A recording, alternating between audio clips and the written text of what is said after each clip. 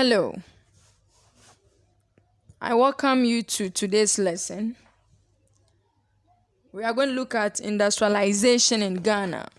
Industrialization in Ghana. It means our topic is mainly going to be based on industries in Ghana, how they are making it, and their contribution towards Ghana's development. We'll also look at their achievements and their challenges. Okay. All right. So, like I said earlier, our topic is based on industries in Ghana. So, industrialization in Ghana. Okay. And we will look at how they are faring. So, for our keywords today, just few ones I have noted: concession, decline, launched, plagued. Concession, decline, launched, plagued. Concession, decline, launched, plagued. Okay, all right.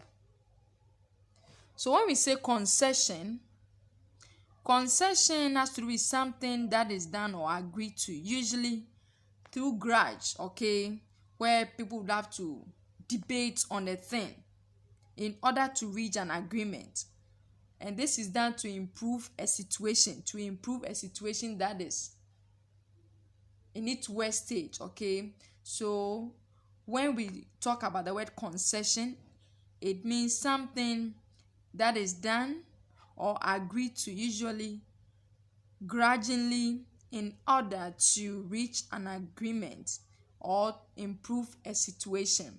When we come to decline, when something has declined, the thing has fallen, it has reduced from its normal stage. Normally it's from a better state to a bad state. Okay, so decline, we can say that to become worse in a condition. To decline is to become worse in a condition. It means formerly it was doing well, then there is a fall. All right, then we come to the word launched. Launch, it means to throw forward in a forceful way, or to release or send off. To launched. Okay, then the last one we have plagued. This word is familiar when you the Bible, Moses and the Egyptians, the encounter with Moses and the Egyptians, the land of Egypt was destroyed with plagues. Yes. So when we talk about plagues, we are referring to a large number of harmful things. Things that will cause damage, things that cause destruction. So a large number of harmful things or annoying things. Okay, and it's usually a disease that causes death. All right. So what do you know about the industries in Ghana? Do you even know some of the industries in Ghana? Can you mention them? Do you know what exactly they do? Do you know their contribution towards the development of Ghana's economy or towards the development of Ghana? Okay, interestingly, our lesson today will give us a gist of what we may be wondering about. So on page 19, on unit 19, page 171. Unit 19, page 171. We are going to look at industrialization in Ghana. Industrialization in Ghana. Okay. Ghana is one of the most developed countries in tropical Africa. The gross domestic product per head is above average for Western Africa. A large portion of her GDP is natural resources, including agriculture and fishing, which represent 47% of the GDP. The next highest sector of GDP is services, and that's under including transport and communication, which accounts for 37% of GDP. Industry is not a large portion of Ghana's GDP, but it accounts for most of the salaried labor force. Industry covers roughly 16% of GDP. Ghana's industries include mining, timber and wood products, light manufacturing, aluminium, textiles, and food processing. Early efforts. Industrialization in Ghana has had a checkered history. At independence in 1957, an industrialization drive was launched that increased manufacturing's share of GDP from 10% in 1960 to 14% in 1970. A fairly wide range of industrial enterprises was created as a result. The largest of these was the Volta Aluminium Company, VALCO, which turned bauxite into aluminium. Other enterprises included sawmills and timber processing plants, cocoa processing plants, breweries, cement manufacturing, oil refining, textiles and vehicle assembly plants. Many of these enterprises survived only through government protection. This means that the government offered these local industries tax concessions and imposed high taxes on rival imports. However, shortages of foreign money to buy raw materials and spare parts and poor management led to their gradual decline. The Volta Aluminium Company, VALCO. VALCO was established to process Ghana's bauxite. The government of the First Republic under Dr. Kwame Nkrumah also built the Akosombo Dam, which was meant to supply hydropower or electricity to VALCO. In the 1970s, VALCO alone used 60% of the power generated by the Volta River Authority (VRA), and up to 200,000 tons of aluminium were produced yearly. Unfortunately, in the 1980s, vast bauxite reserves were discovered in Australia and Brazil, and this created a surplus, that is, an oversupply of the mineral on the world market. VALCO found that it was now cheaper to import semi-processed alumina from Jamaica and South Korea than to rely on local supplies. The situation was worsened by the severe droughts that have plagued the country. Scanty rainfall always affects the power generating capacity of the Akosombo Dam. This makes the electricity supply unreliable. Thus, the smelter at VALCO was shut down for 3 years in the 1980s. In the year 2006 to 2007, power was rational all over the country because of the drought. To add to the problems, a big reduction in the value of Ghana's currency after 1983 made it very difficult for the company to purchase raw materials and spare parts abroad. Success stories.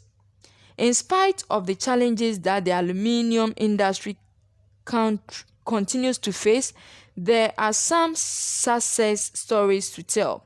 Always is doing well by exporting sheeting manufactured from Ghana-made aluminium. Neighboring countries such as Togo, Burkina Faso, and Cote d'Ivoire continue to welcome the aluminium pots and pans that are made in Ghana. Another success story is Cousin Products. Originally an American company, Cousin specializes in beauty products. We were set up as an export-driven enterprise, says John Toto, the managing director.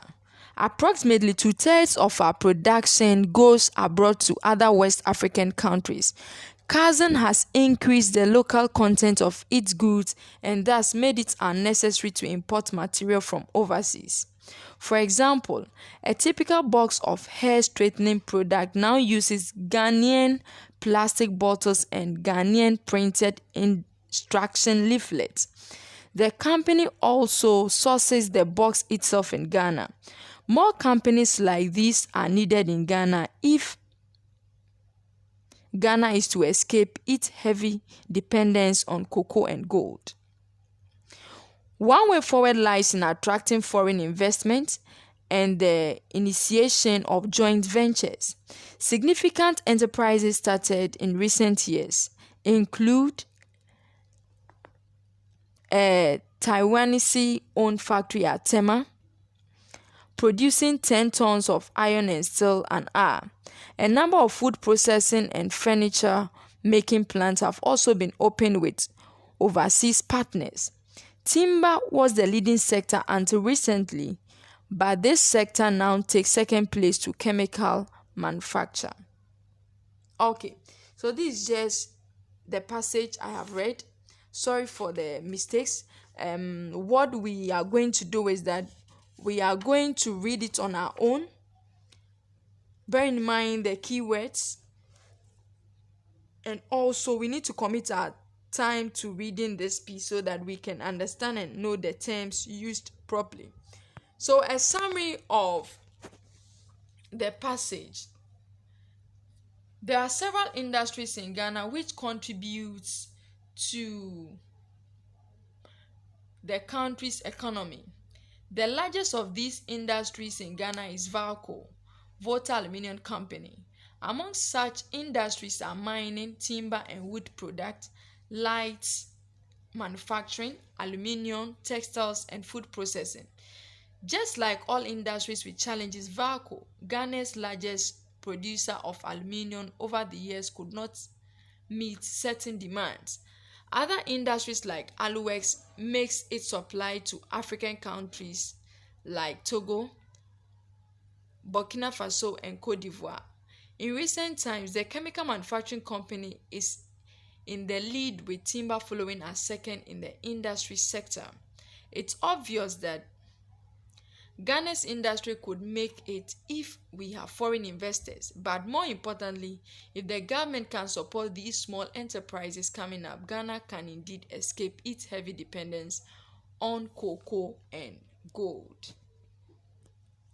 Okay, so this is a summary of the passage, actually summarizing industrialization in Ghana, the passage we have just read, just to make it brief for us so that we have the concept of what the passage is about. Okay, so for our exercise for today, we will move to page 174, unit 19, industrialization in Ghana, section C, word power. We are to choose from the alternatives lettered A to D beneath the assignment. Fill in the blank spaces. Now, when you fill in the blank space, you indicate it, underline that part, or you just use the numbers as you have in a table so that I will know which answer is filling the lines you have in the passage. Okay. It is always a pleasure teaching you, and I hope we have made something out of today's lesson. More importantly, as you are in various homes, make sure you stick to the strict rules of COVID-19. It is very real. Let us be safe. Let us be safe. Meet you another time. Bye-bye.